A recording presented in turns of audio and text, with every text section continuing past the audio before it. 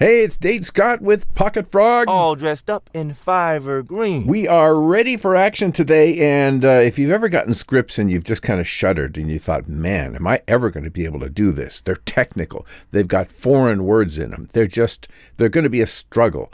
How am I going to pronounce these words? How am I going to remember how to say them repeatedly when they show up more than once in the script?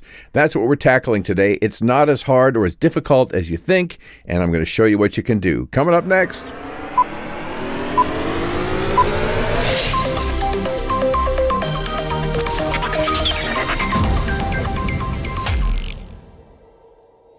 Dane Scott with Pocket Frog. Coming up here, we'll be talking about technical terms and how to get through them in scripts. It's not as bad as you think. Here is something I just want to give you a quick update on. Another great month on Fiverr. I did sales of over 14,000, and this is the third month in a row, well over 10. So the money is there to be had. And one of the things that really helps me are the techniques that I have in my head slapper videos. There are 4 videos. I was just chatting with someone today and they said, man, I am just so full of videos. I've watched videos and videos, and you know how it is. You go on YouTube and it's an overwhelming thing. These are just 4 videos, and they are not fluff. These are things that have made me a lot of money, and they can you as well. You just need to apply them. That's the thing. So get these 4 videos. Normally they're $50 a piece, and that's what they'd be if you order them individually. I have them discounted for $149.95 right now at thegigdoctor.com. And if you stay around till the end of today's thing, I'm going to give you an additional discount of $25 on them. So stick around for the special head slapper discount coupon code coming up at the end of today's session. That's going to be worth your while. All right, let's get to it. Today, as I mentioned, we're going to be... Actually, let me start out by playing something for you. This is audio I actually recorded just today for a client over in Russia for a place called the Plant Quarantine Center, something like that. I've been doing a lot of narrations for them over a long period of time. And it's really fun. I mean, the guy I'm working with over there, he's a very cool guy. He's a good narrator in his own right, and he does the production on their videos, which are all to teach people about various kinds of plant diseases, insects, things that can destroy crops, that can destroy trees. I've learned a lot by doing them. But this is for a scientific community, so they definitely use the Latin terms for things. And today's was a typical example. I'm going to play a little of this for you first, and then I'll explain why I'm playing it and what I hope to accomplish in going through this with you today. If we speak about imago, females of Ceratitis rosa are well differed from Ceratitis capitata by the structure and color of discs. The peculiarity of Ceratitis rosa males is that they have brushes of setae on the middle tibia, which distinguishes them from the same males of Ceratitis capitata, which have orbital setae with rhombic apex on the head. So, it's not that difficult. I got to be honest with you. It's more difficult than it sounds, but the whole idea is we want to make it sound like it's easy. It's all in the wrist, man. Yeah, right. I'm sure you could do it. Ribbit? Ribbit, yeah. So at any rate, we're going to show you how a non-frog would do it today. Let me give you the script. I'm going to just bring this up so you can see it here. And for those who are just listening on the podcast, I'll explain what we're doing. The script is just a Word file, and I've discovered that in Pages on the Mac, I can make it nice and big for myself by doing Shift-Control-F, which tells it basically displayed at the size of the window, and then just resizing the window, and zoom, up it comes. It's beautiful. It's really, really nice. You don't have to select all the text and change it to a different font or anything like that. It just automatically resizes to the size of the window. So that's awesome.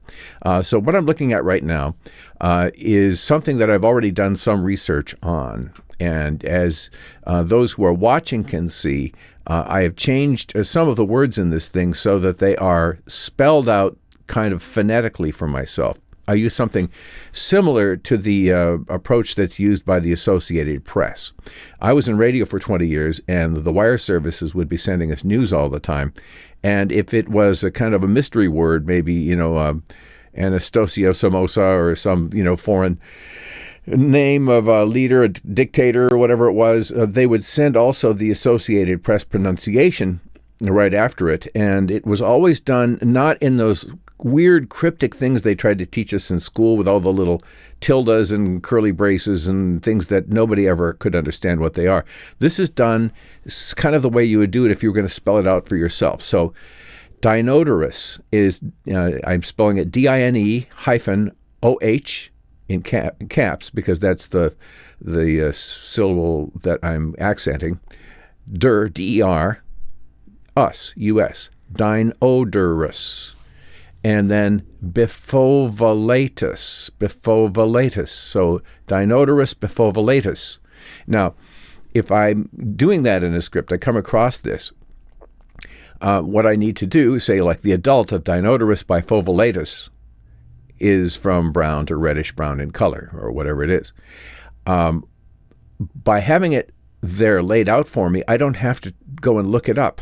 And I'm going to show you how you can do this once and for all. Maybe you get a script, maybe it's even a book, and these words keep popping up over and over again.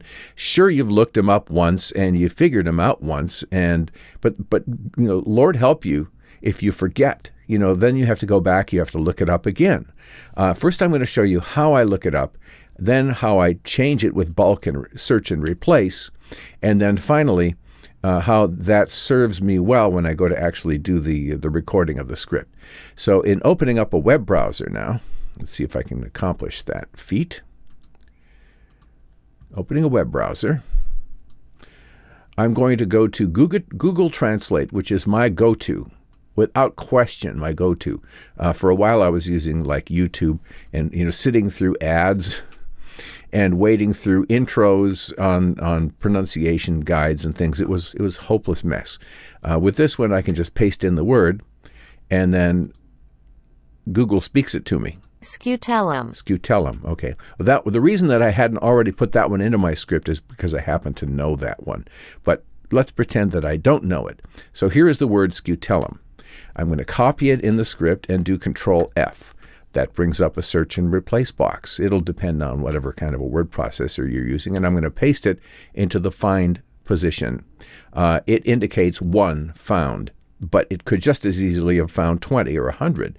Let's say if I was doing a really long script, and if this is something I keep forgetting all the time, or if it's one of many and it's too easy to forget them, then what you want to do is make it easy for yourself. So, scutellum is the way it's pronounced. So the way I'm going to spell it is SKYOO, skew, hyphen, tell, just like you would tell someone, TELL in caps, scutell, and then UM at the end. And then I hit replace all. And you'll see, if you're watching this, that it now says scutellum, where it used to have the word spelled out, the Latin word. By the same token, I would do the same here with pronotum if I didn't know that one already. But some of these I definitely did not know, so I had to go through and definitely look them up and then do the search and replace. Now, the reason search and replace, where you do the replace all is so nice, if you look at the first 3 paragraphs, there that phrase is, and then the 4th paragraph, there it is again, the 5th paragraph, there it is again, the 6th paragraph, it shows up twice, and so forth. And if you had a longer script, it could get even more complex or more difficult. So by doing a bulk search and replace, like we just did, it finds them all, it changes them all to just what you want to say, and there's no more work to be done. So when you get a new script, what I recommend you do is to look through the whole thing first and find every instance of the words that you just know are going to trip you up. And then go to Google Translate, just paste in each word, and it gives you a little speaker to click on, and you can listen as the little lady computer voice on there says it nice, clearly. Apparently, she is well versed on Latin, so that works out for technical and scientific scripts. And so she says it off to you, and then you can just quickly do a search and replace, typing in something similar to the old standard AP pronunciation approach, or use whatever works for you, but spell it out phonetically for yourself in a way that makes sense. If it looks like stove, spell the word stove. If it sounds like stove, spell the word stove. If it's ficus and FY is the way you would think of phi, put that in. And for cuss, maybe you put CUSS like cussing, or maybe, you wouldn't put kiss unless that was what it was. If it's supposed to be ficus, then it would be, you'd put KISS. But if it's ficus, then you'd put CUSS. But just something simple, your own approach is fine. I happen to know some of the AP approach, and then I've kind of bastardized that my own ways over the years, I suppose. But it works for me, and that's all that really matters. Okay, so let's say that you've gone through your script. Don't let yourself get tripped up. You've already done the work. Go through the script well enough that you really have found all the words, so that you're not going through and then you're going, oh, Lord, there's another one I got to go back and look up. Get them all done in one shot. Okay, now that's taken care of. By the way, that process is really kind of fun. You're playing Sherlock Holmes a little bit. And once they're in there, you can kind of relax a little bit. Okay, that's done. Now it's all in front of me. It's mapped out. Now, that said, it's still going to be a situation where you're going to probably need to run through the words a couple of times when you get to them, at least the first time that you hit them. So, as I look at it here at the beginning of the script, it says, Dinodurus bifovolatus. Dinodurus bifovolatus. We just play with it in our mind a little bit. Basically, it's kind of like laying down a blacktop road, where you've got to lay it down, then you got to smooth it down a couple of times. And then after that, when you hit it, it's like, boom, you just glide right across it.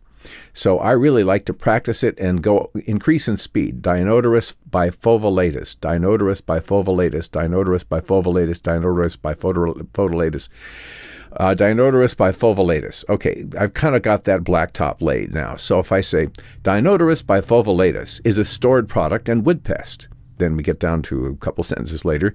The adult of Dinodurus bifovolatus is from brown to reddish brown in color. Suddenly, it's sounding like, my gosh, this guy knows what he's talking about. Hint, he doesn't, but it sounds like it, and that's what matters. And what you want to do is when you get to those words, don't tense up, don't panic, and don't make it sound like you're slowing down and trying to get across the rough, rocky road.